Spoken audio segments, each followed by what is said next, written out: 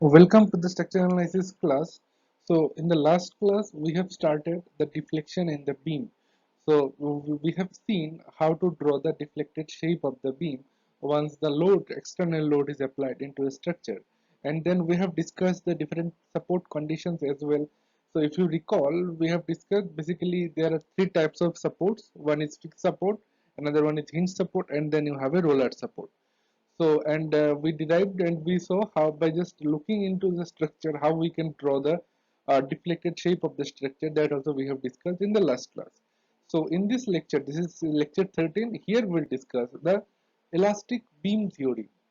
So, basically, that also another name is beam bending equation also. So, today we'll derive the equation of beam.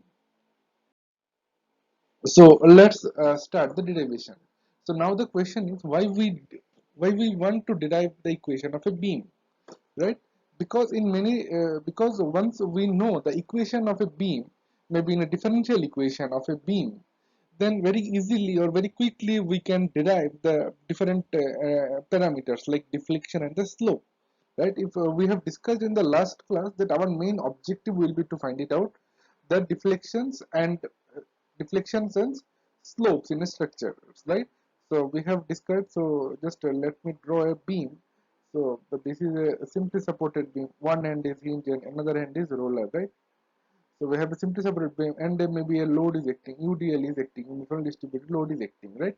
So after application of the load, our beam will buckle, right? So this is a buckling shape of a beam. So here we have two unknowns. One is this deflection D at any point, maybe, right? Because when we construct a structure, we want to restrict the deflection of a beam or a slab, right? If so, for example, where you are sitting, if it is a building structure, you won't be feeling comfortable if the slab just which is just top of your head, if the deflection in the slab is too much, right?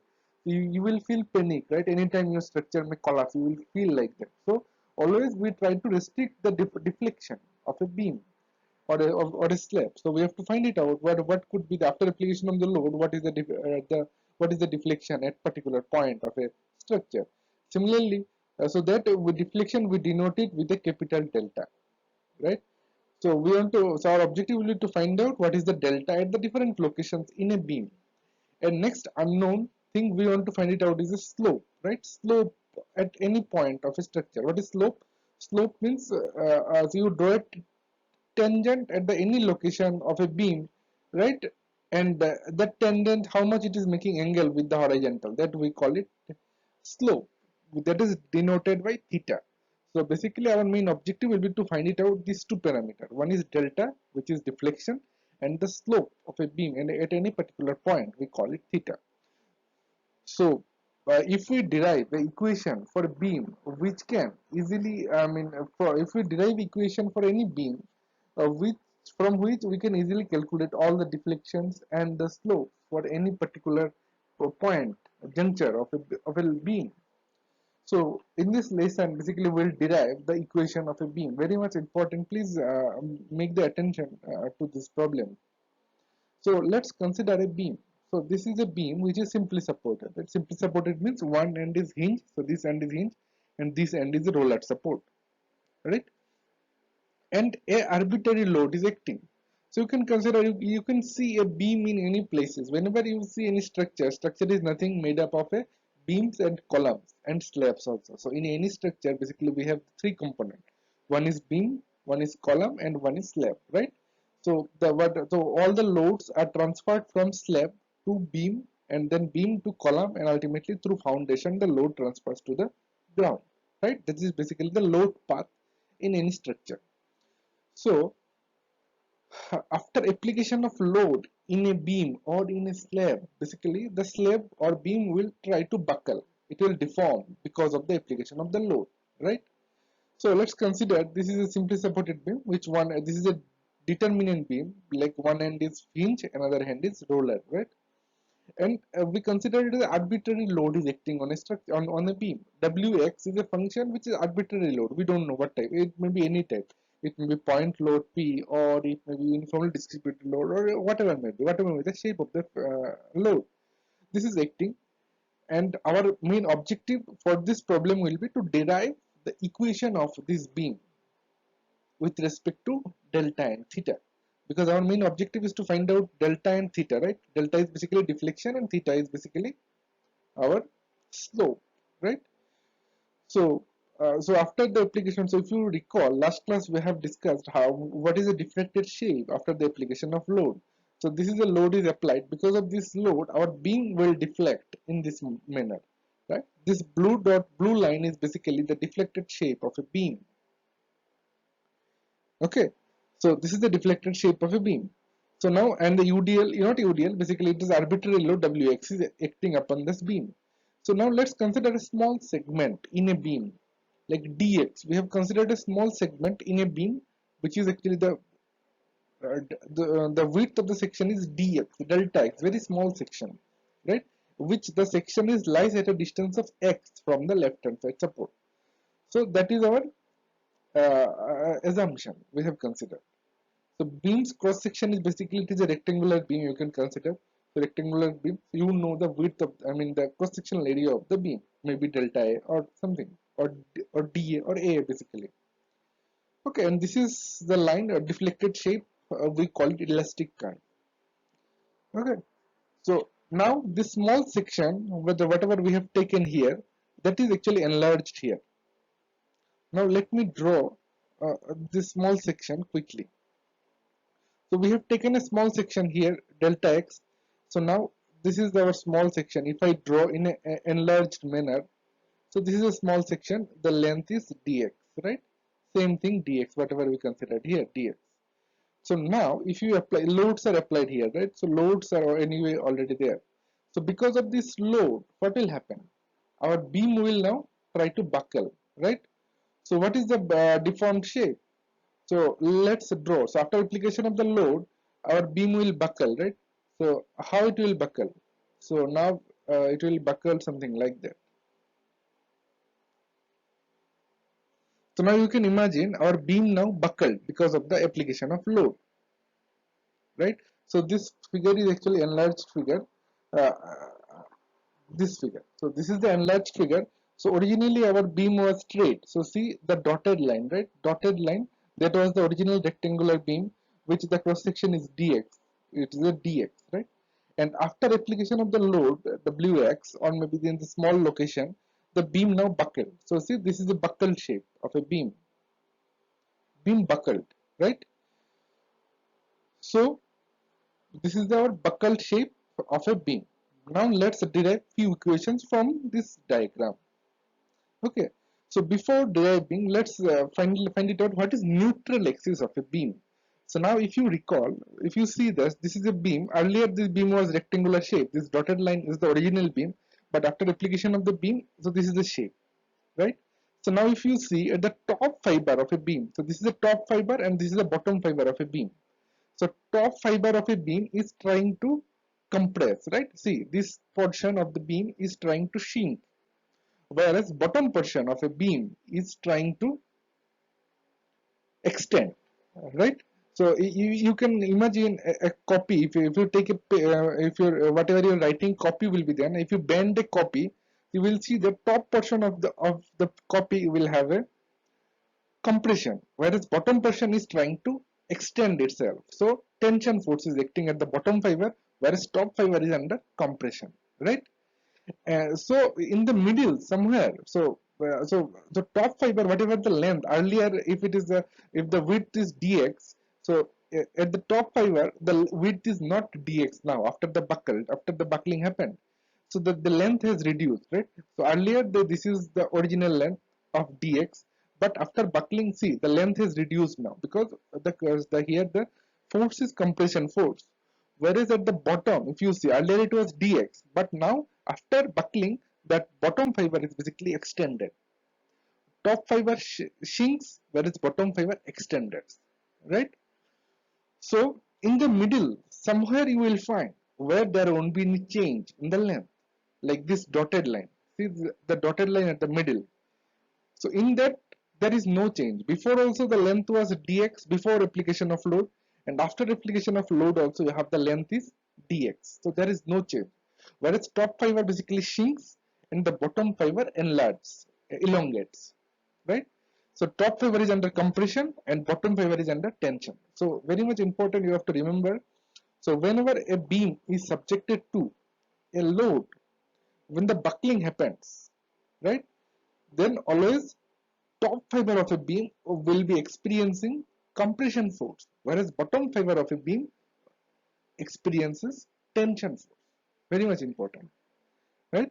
And you have in the middle somewhere, at the middle, you will find a fiber where there is no tension or there is no compression. So the length somewhere in the middle, you will find the length has not changed. Whatever is the original length after application of load, also the length is same, dx and dx, right? So now let's derive our main equation. So this fiber is basically you have dx, delta x, right? This dotted line, if you see, this is our neutral axis. So neutral axis is the axis where there is not change in the length after application of load, right? So basically neutral axis don't have any stress because there is no elongation in the bar, elongation in the fiber, so there is no stress in the neutral axis. But at the top fiber you have a compressive stress, whereas at the bottom fiber you have a tensile stress, and at the neutral axis there is no stress. Stress is zero, strain is also zero at the neutral axis, right?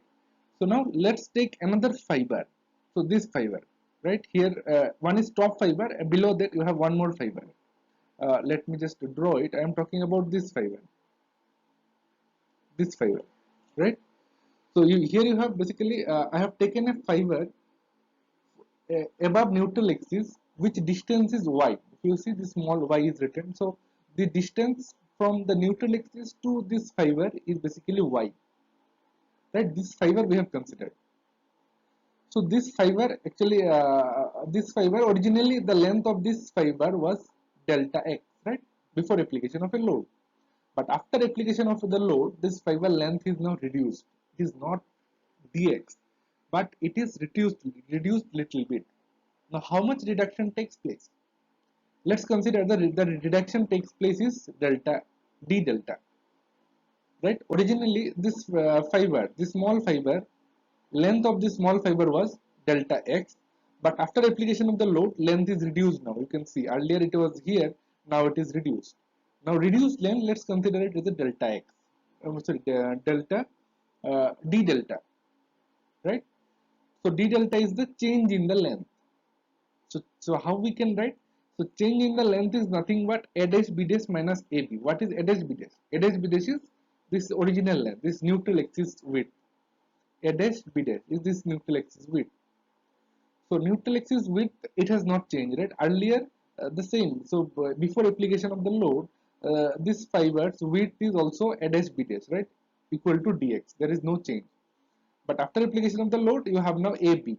This fiber's distance is AB. So how much change or reduction in the length happened? A dash B dash was the original length minus AB. Currently the shape is AB. Right? So now how we can derive the equation? So we have A dash B dash minus AB. So what is A dash B dash? Let's use another equation of a circle.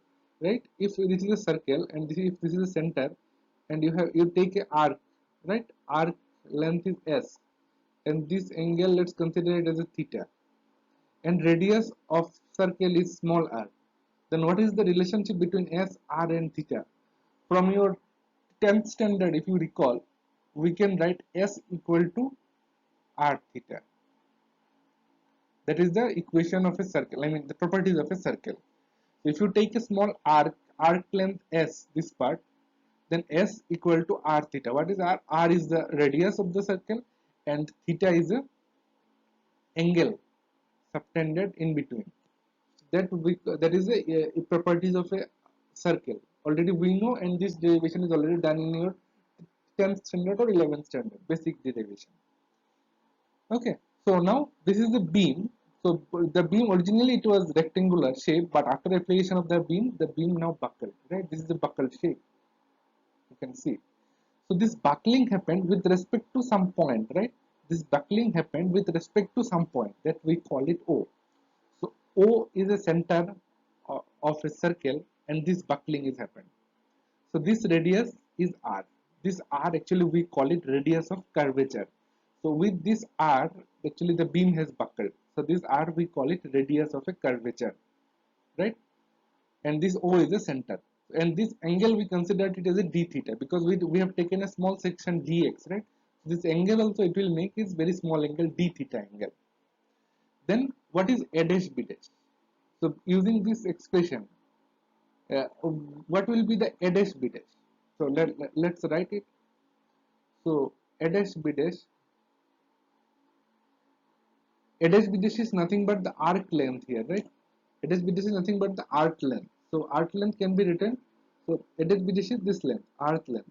Arc length can be written equal to r theta, right? R is the radius and the theta is the angle subtended. So r is how much? Radius here it is r into theta is d theta. So a dash b dash can be written as capital R and d theta, right? A dash b dash. Now what is AB?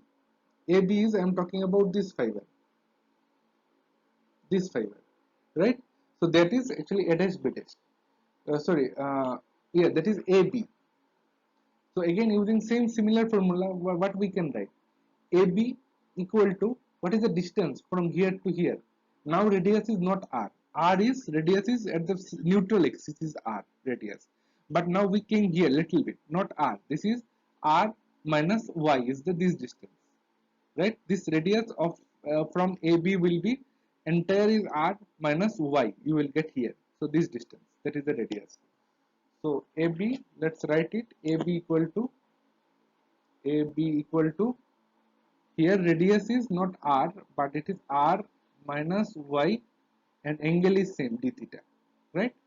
So now if you substitute here d theta is equal to a dash b dash minus ab, what you will get it? Just substitute here r d theta is minus r d theta plus y d theta, right? R d theta will cancel, you will get the y d theta. So that is the thing written here, y d theta, right? So ultimately d dash d delta, that is change in length, is basically now we computed change in length d theta equal to y d theta, right? So now what is the strain? Strain already we know change in length by original length. So change strain at this fiber, small fiber, which is at a distance of y from the neutral axis. What is the strain? Strain we call it change in length, which is d delta by dx. Original length was dx. Original length was dx before bending, and after bending, the length change in the length is d delta. So d delta by dx equal to dx is ds, both are same, right? This is the ds. Ds is the length of the neutral axis. As I mentioned, length of the neutral axis won't change. Earlier also it was dx, so now it is ds, which is both equal to same. So ds and dx are same. That's why we replaced here, and we have the d delta. So d delta we just now derived the equation minus y d theta. So minus y d theta is the d delta, and so this is, and what is ds? Ds is this part, right? This part. So again ds can be written as r theta, r d theta, right? So ds also replaced with r d theta, whereas d delta we derived this expression d theta d theta cancelled out, so we have minus y by r. So strain at this fiber, you have minus y by r. What is y? Y is the distance from the neutral axis to that fiber is y, right? So this expression just now we have derived. So now if you replace epsilon with epsilon is what? Strain. If you replace epsilon with a stress by E, we derived this expression earlier also. So basically E is basically stress by strain, right? E is the modulus of elasticity. So strain is basically stress by E. So if you replace strain by stress by E, you will get this is the final expression, right? If you replace epsilon into sigma by E, you will get sigma is equal to minus Ey by R. Okay, so this is a stress equal to this expression. So now let's consider is this bar. Okay, so let's consider the strain diagram of this section. So this is a strain diagram. So how the strain diagram we have drawn? So as I discussed already, So after application of the load, basically your beam buckles, right? So this is the buckle shape. So the top fiber is under compression, whereas bottom fiber is under tension, right? Top fiber is under compression, that's why it shrinks, whereas bottom fiber extends. So this is the strain diagram of this beam. So where this is the neutral axis, no change, right? No strain in the neutral axis. Whereas top fiber, this is the top fiber of a beam. So top fiber is under compression. So see, compression is this direction, it is acting. Whereas bottom fiber is under tension. So that's why the direction is different, right? This is if this is a y-axis and this is one side is compression, another side is tension, right? And this is the strain diagram of this cross section. So bottom fiber is under tension. So at neutral axis you have zero strain. Again, when you go to top side, you have the compression strain. So this is the strain diagram of this beam. Okay. So now, so whatever fiber we have considered, this fiber, small fiber we have considered at a distance of y, right? So this is the small fiber in a strain diagram, which is at a distance of y from the neutral axis. Okay, and this entire width we considered C. C is depth of the neutral axis from the top fiber is C. Then and this extreme top fiber strain is sigma C, compression strain sigma C, and sigma is at the y level. What is the stress? That is sigma. So now if we apply the similar triangle equation, so you have two equations, right? Two triangles. So this is one triangle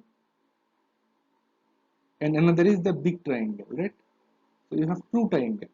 So if you apply the similarity between these two triangles, we can write sigma C by sigma equal to what? C by y. So from here you can write what is sigma. So sigma is nothing but sigma C into y by C. Just you solve this equation, just simplify this equation, you will get it this expression. You will get this expression, right? So now next is this expression we derive. Sigma is equal to y into sigma C by C. This is the stress at this point. So now what is the moment? Because of the load, how much moment has generated? Moment is always force into distance, we call it, right? Moment equal to force into distance. So how much is the force generated? So force is basically the stress, sigma is basically stress, right? How to convert stress into force? So sigma into dA will be the dA is what? Cross section. So let me do it. So what is force? What is moment basically? Moment is nothing but force into distance, right? F into d is a moment. So what is force? Force we can write sigma stress into cross sectional area, sigma A into distance is d, right? Moment can be written like that. Sigma A. So force. So what is sigma? If you recall, sigma is stress is force by A, right? So now from here, if you find out what is force, force is sigma into A. That's what we have written, sigma into A into D. Now sigma into A. So that's what is written. Sigma into A is here, cross-sectional area is dA. So force is sigma into dA, right? So force is sigma into dA, and what is the distance? So this neutral axis from the what is the distance from this neutral axis? It is y, right?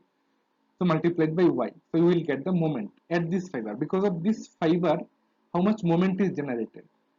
So force is sigma into dA, our distance is y. So this total term you got it is a moment because of this one fiber. So now what is the moment because of entire fiber? So moment because of entire fiber will be simply the integration of entire area. If you take integration, you will get entire area's moment. So integration. So now replace sigma value with y into sigma c by c. Just replace sigma value with this expression. So sigma c by c is a constant, it will come out. You will get integration y square into dA. M equal to.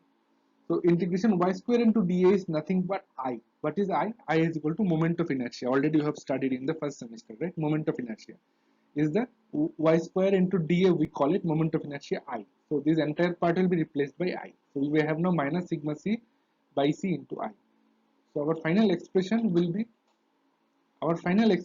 be sigma c equal to m into c by I. So this is our final expression, right? So sigma equal to now m by y into I.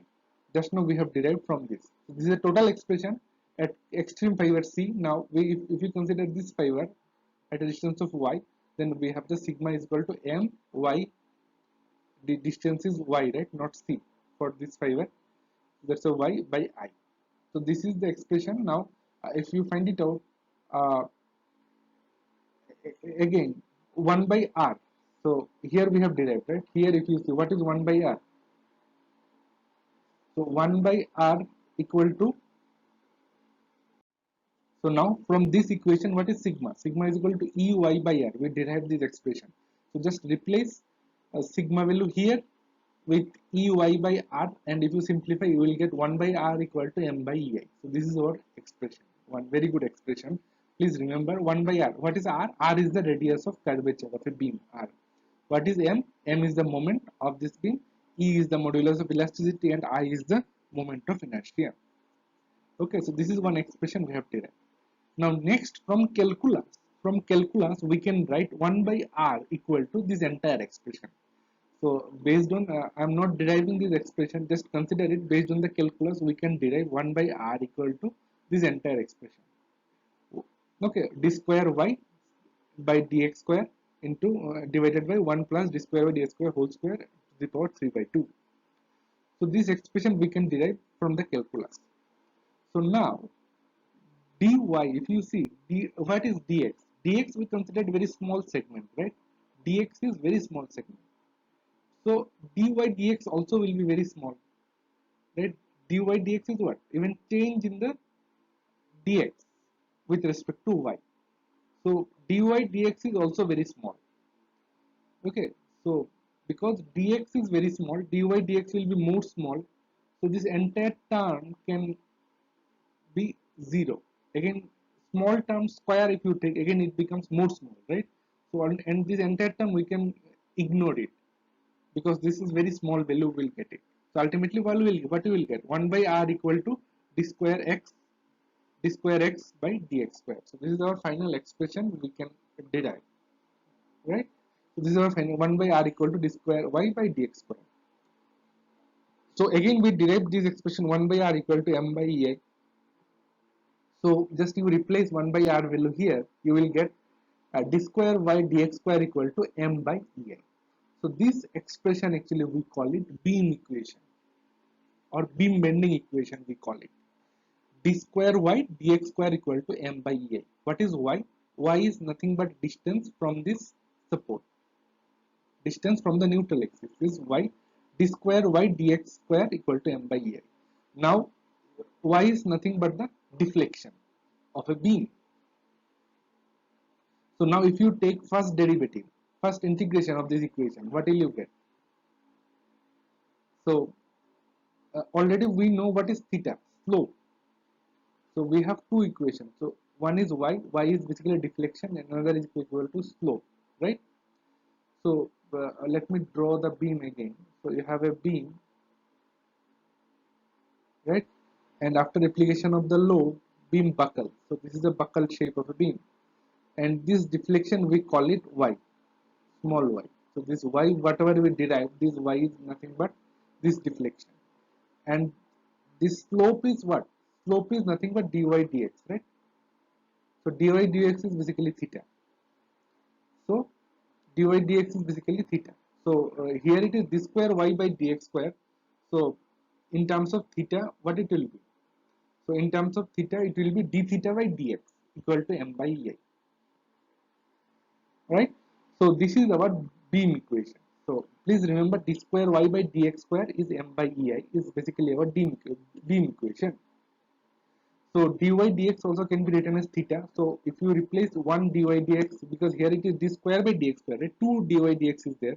So if you replace one dy dx with theta, then you will get d theta by dx equal to m by ei. So this equation we call it beam equation, and we have derived from basics this equation. Please remember, very much important, d square y by dx square is equal to m by ei. This is the expression of a beam. Thank you.